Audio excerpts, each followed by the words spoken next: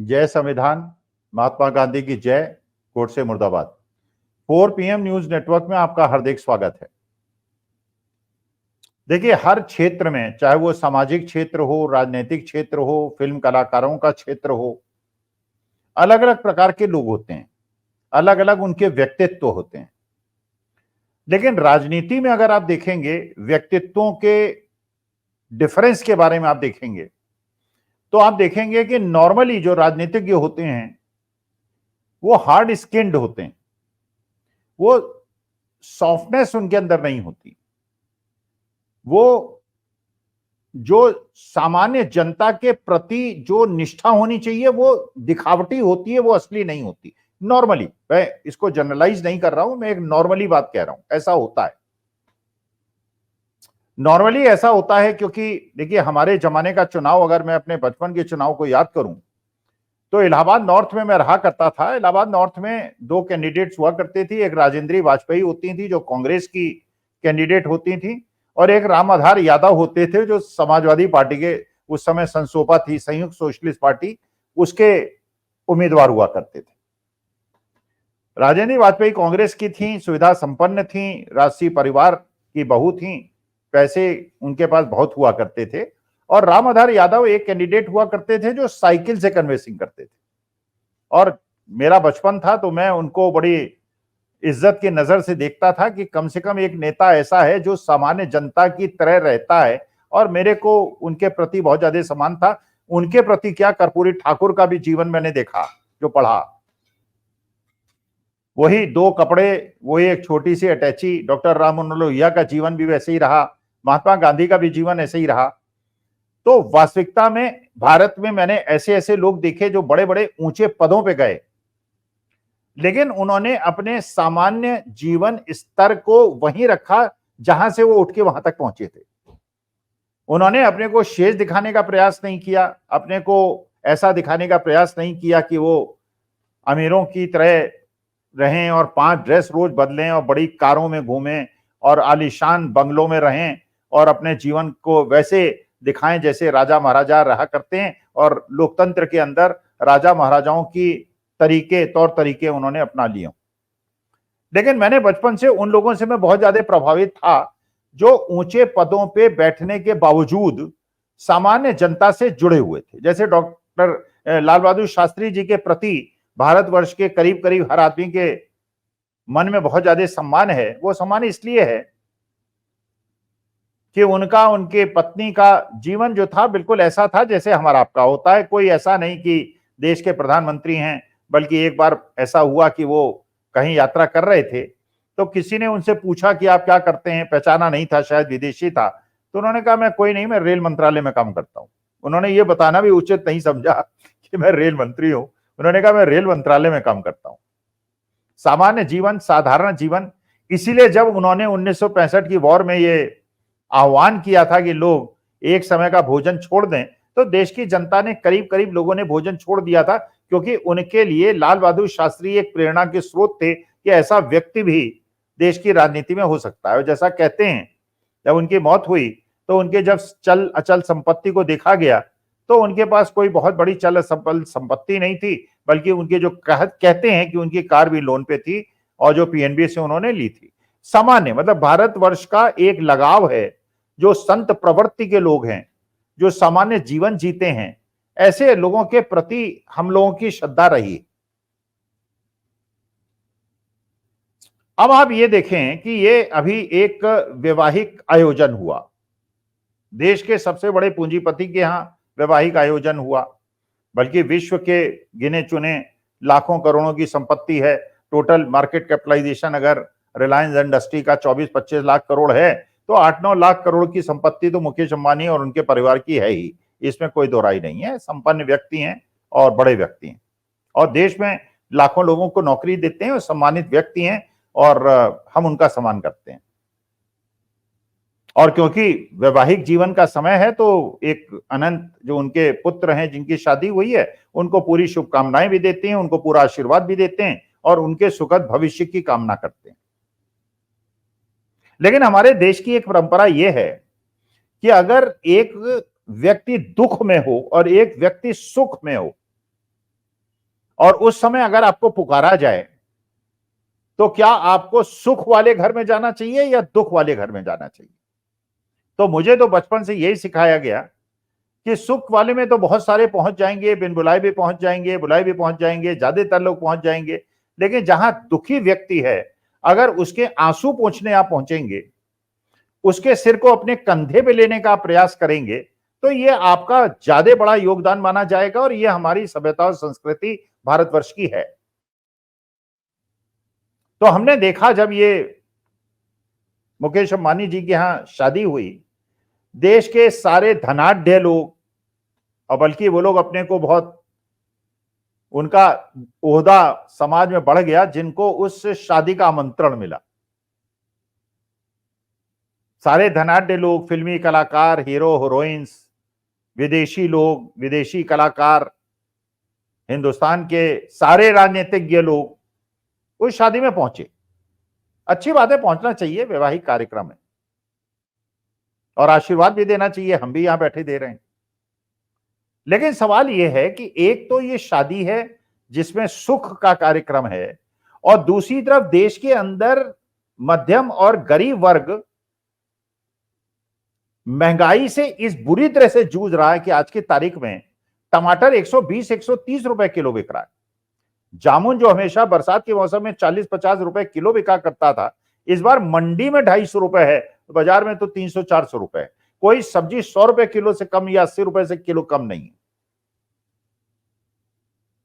देश का जो युवा है वो नीट परीक्षा से परेशान है और कोई बड़ा व्यक्ति नीट परीक्षा के बारे में कुछ बोल नहीं रहा है। किसान अपनी समस्याओं से परेशान हैं, 6 महीने से वो पंजाब के बॉर्डर पर बैठे हुए हैं। अब माननीय हाईकोर्ट ने, पंजाब हरियाणा हाईकोर्ट ने निर्णय ले लिया है कि उनके रास्तों को जो अवरुद्ध किया उसको खोले पुलिस और उनको दिल्ली आने दे, और यही निर्णय माननीय सुप्रीम कोर्ट ने लिया है। क्योंकि लोकतांत्रिक देश में किसी भी व्यक्ति जिसने सरकार बनाई है, जिसने वोट देकर सरकार बनाई है, उसका यह पूरा अधिकार है कि अपनी ग्रीवेंसेस को जाके सेंट्रल गवर्नमेंट को, स्टेट गवर्नमेंट को कह सके। क्योंकि सरकार तो उन्होंने ही बनाई है, लेकिन जिस प्रकार से 13 महीने दिल्ली के चारों तरफ उनको रोका गया था, बहुत सारे किसानों की शहादत हुई थी, और उनसे जो समझौता किया गया था उस समय, एक एग्रीमेंट हुआ था, एक जिसके बेसिस पे किसानों का आंदोलन खत्म हुआ था कि एमएसपी की गारंटी पे हम विचार करेंगे। हम जो लखीमपुर खीरी के अंदर किसानों की मौत हुई है उनके मुआवजे के बारे में बात करेंगे, हम दोषियों को दंड दिलाएंगे, जो पुलिस केस दर्ज किए गए किसानों के बारे में उनको वापस लेने की कोशिश करेंगे, वी विल रिव्यू दैट। लेकिन ऐसा कुछ हुआ नहीं। पिछले 3 साल के अंदर पता ही नहीं चला कि उसके बाद क्या हुआ, किसानों की समस्याओं के बारे में क्या हुआ। तो लगा कि सरकार उसके बारे में, एमएसपी की गारंटी के बारे में सीरियस नहीं है। अब क्योंकि सुप्रीम कोर्ट, हाई कोर्ट ने निर्णय दे दिया है, तो संयुक्त किसान मोर्चा भी दिल्ली आकर अपनी ग्रीवेंसेस को चुनी हुई सरकार के सामने पेश करना चाहता है, जो किसी भी देश में जनता का लोकतांत्रिक अधिकार है। मणिपुर की स्थिति आप जानते हैं कितनी परेशानी 14-15 महीने से है। माने देश के अंदर कहीं बाढ़ की स्थिति है, आसाम के अंदर बाढ़ है, कहीं सूखे की स्थिति है, कहीं पानी बरस नहीं रहा है, कहीं बहुत ज्यादा बरस रहा है। बिहार के अंदर, आसाम के अंदर अलग प्रकार की स्थिति है। माने देश में दुखी लोग हैं, और दुखी लोग बहुत ज्यादा हैं जो परेशानी में हैं। तो अब एक हमारी सभ्यता संस्कृति का बात करने वाले अब एक दुखी समाज के बीच में जाना चाहिए या एक सुख के अवसर में जाने वाले तो करोड़पति अरबपति बहुत सारे लोग हैं। तो मैंने देखा कि उस शादी में समाजवाद की बात करने वाले, पीडीए की बात करने वाले, पिछड़ों की बात करने वाले, दबे कुचलों की बात करने वाले परिवार सहित वहां शादी में पहुंचे, सज धज के पहुंचे। अब निर्णय तो आपको लेना है, राजनीतिज्ञों को लेना है कि वो पूंजीवाद के साथ खड़े हैं या समाजवाद के साथ खड़े हैं।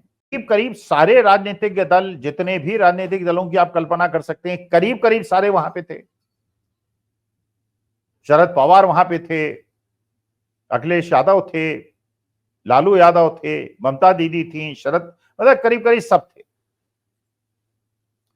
केवल राजनीतिक पटल में एक व्यक्ति ने सारे जोखिम उठाते हुए क्योंकि राजनीति के अंदर पैसे की आवश्यकता होती है, चंदे की आवश्यकता होती है। जैसे चुनावी बॉन्ड के माध्यम से बहुत सारा पैसा मिला, अब वो कंपनियों को रूट किया गया, फिक्टिशियस कंपनीज, कुछ हुआ होगा, आई डोंट नो, लेकिन हुआ पैसा बहुत सारे एक पार्टी के पास आया, दूसरी पार्टियों के पास नहीं आया। और बिना इलेक्शन के, जैसे मैं याद बता रहा था, इलाहाबाद के अंदर बिना पैसे वाला भी चुनाव लड़ता था, और बहुत पैसे वालों के बीच में, क्योंकि जनता निर्णायक हुआ करती थी और ज्यादातर जनता क्योंकि वंचित समाज से आती थी, तो लड़ाई अच्छी होती थी। लेकिन आज की तारीख में कोई भी चुनाव लड़ने का मतलब 5, 7, 10 करोड़ रुपए कम से कम पार्लियामेंट के इलेक्शन में होते हैं। बाकी चुनाव आयोग का जो निर्धारण है वो अलग मुद्दा है। तो पैसे की आवश्यकता तो पूंजीपतियों से है। शायद यही बात समझ के बाकी राजनीतिक दलों ने उस शादी में जाने का और आगे पैसे के रास्ते को न रोकने का निर्णय लिया।